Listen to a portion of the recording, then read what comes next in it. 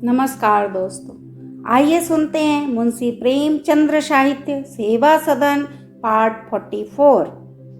पदम सिंह की आत्मा किसी भांति इस तरमीम को स्वीकार करने से अपनी भूल स्वीकार न करती थी। इन्हें कदापि यह आशा न थी कि उनके मित्रगण एक गौण बात पर उनका विरोध करेंगे। उन्हें प्रस्ताव के अंश को स्वीकार हो जाने का खेद न था कि इसका दोष उनके सिर मढ़ा जाता था। हालांकि उन्हें यह संपूर्णता अपने सहकारियों की असुहीनता और अदूरदर्शिता प्रतीत होती थी।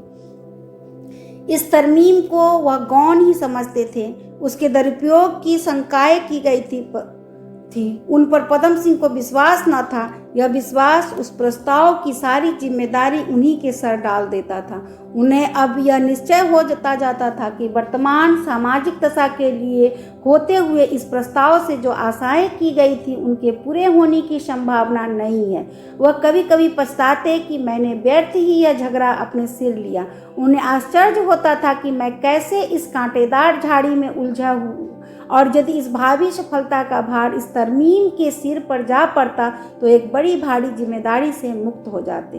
पर यह उन्हें दुराशा मात्र प्रतीत होता था। अब सारी बदनामी उन्हीं पर आएगी। विरोधी दल उनकी हंसी उड़ाएगा, उनकी उद्दंडता पर टिप्पणियां करेगा और वह सारी निंदा उन्हें अकेले सहनी पड़ेगी। कोई उनका मित्र नहीं, कोई उन्हें तसल्ली देने वाला नहीं। विट्ठल दास से आशा थी कि वह उनके साथ न्याय करेंगे, उनके रूठे हुए मित्रों को मना लाएंगे, लेकिन विट्ठल दास ने उल्टे उन्हीं को अपराधी ठहराया। वह बोले, आपने इस तरमीम को स्वीकार करके सारा गुरगोबर कर दिया, बरसों की मेहनत पर पानी फेर दिया। केवल कुंवर सिंह वह मनुष्य थे जो पदम सिंह की व्यथित हृदय को ढाढ़स देते थे और उनसे सहानुभूति रखते थे।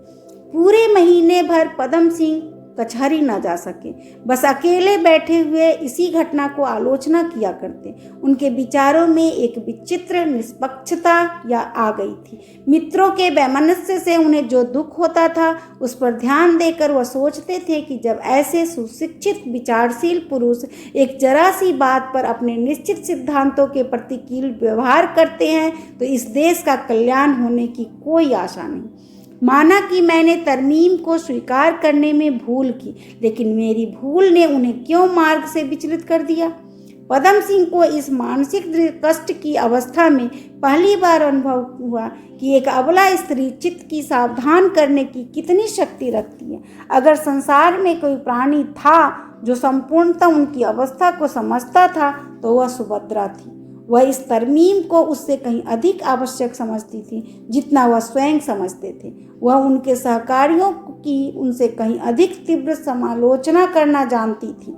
उसकी बातों से पदम सिंह को बड़ी शांति होती थी, जबकि वह समझते थे कि सुभद्रा में ऐसे गहन विषय के समझने और तौलने की सामर्थ्य नहीं, और वह जो कुछ कहती है वह केवल मेरी ही बातों की प्रतिध्वनि है।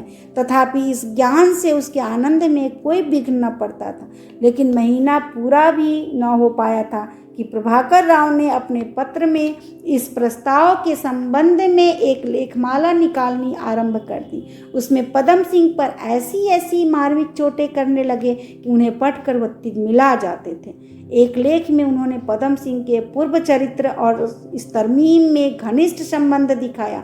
एक दूसरे लेख में उनके आचरण पर आक्षेप करते हुए लिखा, वह वर्तमान काल के देश सेवक हैं जो देश को भूल जाएं पर अपने को कभी नहीं भूलते, जो देश सेवा की आड़ में अपना स्वार्थ साधन करते हैं। जाति के नवयुवक कुएं में गिरते हो तो गिरे, काशी के हाजी की कृपा बनी रहनी चाहिए।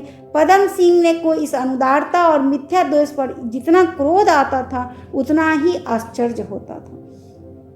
असज्जनता इस सीमा तक जा सकती है, यह अनुभव उन्हें आज ही हुआ। यह सभ्यता और शालीनता के ठेकेदार बनते हैं, लेकिन उनकी आत्मा ऐसी मलिन है, यह किसी में इतना साहस नहीं है कि इसका प्रतिवाद करे। संध्या का समय था। यह लेख चारपाई पर पड़ा हुआ था। पदम सिंह सामने मेज पर बैठे हुए इस लेख का उत्तर लिखने की चेष्टा कर रहे थे, पर कुछ लिखते न बनता था कि सुभद्रा ने आकर कहा, गर्मी में यहाँ क्यों बैठे हो, चलो बाहर बैठो। पदम सिंह, प्रभाकर राव ने मुझे आज खूब गालियां दी हैं, उन्हीं का जवाब लिख रहा हूँ। सुभद्रा, यह तुम्हारे पीछे इस तरह क्यों पड़ा हुआ है। यह कहकर सुभद्रा वह लेख पढ़ने लगी और 5 मिनट में उसने उसे आदोत्पाद पढ़ डाला। पदम सिंह, कैसा लेख है? सुभद्रा, यह लेख थोड़ी है, यह तो खुली हुई गालियां हैं। मैं समझती थी कि गालियों की लड़ाई स्त्रियों में ही होती है, लेकिन देखती हूँ पुरुष हम लोगों से भी बढ़े हुए हैं, ये विद्वान भी होंगे। पदम सिंह, हाँ विद्वान क्यों नहीं है, दुनिया भर की किताबें चाटे बैठे हैं। सुभद्रा, और उस पर यह हाल? पदम सिंह, मैं उसका उत्तर लिख रहा हूँ, ऐसी खबर लूंगा कि वह भी याद करे कि किससे पाला पड़ा था। सुभद्रा, मगर गालियों का क्या उत्तर होगा? पदम सिंह, गालियां? सुभद्रा, नहीं, गालियों का उत्तर मौन है। गालियों का उत्तर गाली से तो मूर्ख भी देते हैं, पर उनमें और तुम में अंतर ही क्या है? पदम सिंह ने सुभद्रा को श्रद्धापूर्ण नेत्रों से देखा। उसकी बात उसके मन में बैठ गई। कभी कभी हमें उन लोगों से शिक्षा मिलती है जिन्हें हम अभिमानवश अज्ञानी समझते हैं। पदम सिंह, तो मौन धारण कर लूं? सुभद्रा, मेरी तो यही सलाह है, उसे जो जी में आए बकने दो, कभी न कभी वह अवश्य लज्जित होगा, बस वही इन गालियों का दंड होगा। पदम सिंह, वह लज्जित कभी ना होगा, ये लोग लज्जित होना जानते ही नहीं। अभी मैं उसके पास जाऊं तो मेरा बड़ा आदर करेगा, हंस हंस कर बोलेगा, लेकिन संध्या होते ही उस पर गालियों का नशा चढ़ जाएगा।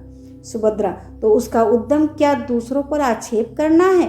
पदम सिंह, नहीं, उद्यम तो यह नहीं है, लेकिन संपादक लोग अपने ग्राहक बढ़ाने के लिए इस प्रकार कोई न कोई फुलझड़ी छोड़ते रहते हैं। ऐसे आक्षेपपूर्ण लेखों से पत्रों की बिक्री बढ़ जाती है, जनता को ऐसे झगड़ों में आनंद प्राप्त होता है, और संपादक लोग अपने महत्व को भूलकर जनता के इस विवाद प्रेम का लाभ उठाने लगते हैं। गुरुपद को छोड़कर जनता के कलह प्रेम का आवाहन करने लगते हैं। कोई संपादक तो यहाँ तक कहते हैं कि अपने ग्राहक को प्रसन्न रखना हमारा कर्तव्य है, हम उनको खाते हैं उन्हीं का गाएंगे। सुभद्रा, तब तो ये लोग केवल पैसे के गुलाम हैं, इन पर क्रोध करने की जगह दया करनी चाहिए। पदम सिंह मेज से उठा है, उत्तर लिखने का विचार छोड़ दिया। वह सुभद्रा को ऐसे ही विचारशील कभी न समझते थे। उन्हें अनुभव हुआ कि यद्यपि मैंने बहुत विद्या पढ़ी है, पर इसके हृदय की उदारता को मैं नहीं पहुंचता। यह अशिक्षित होकर भी मुझसे उच्च शिक्षा विचार रखती है। उन्हें आज ज्ञात हुआ कि स्त्री अशिक्षित होकर भी मुझसे उच्च विचार रखती है। उन्हें आज ज्ञात हुआ कि स्त्री संतानहीन होकर भी पुरुष के लिए शांति आनंद का एक अविरल स्रोत है। सुभद्रा के प्रति उनके हृदय में एक नया प्रेम जागृत हो गया। एक लहर उठी जिसने वर्षों की जमे हुए मालिन्य को काट कर बहा दिया। उन्होंने विमल विशुद्ध भाव से उसे देखा। सुभद्रा उसकी आशें समझ गई और उसका हृदय आनंद से विह्वल गदगद हो उठा। अभी आप सुन रहे थे मुंशी प्रेमचंद्र साहित्य सेवा सदन पार्ट 44। धन्यवाद।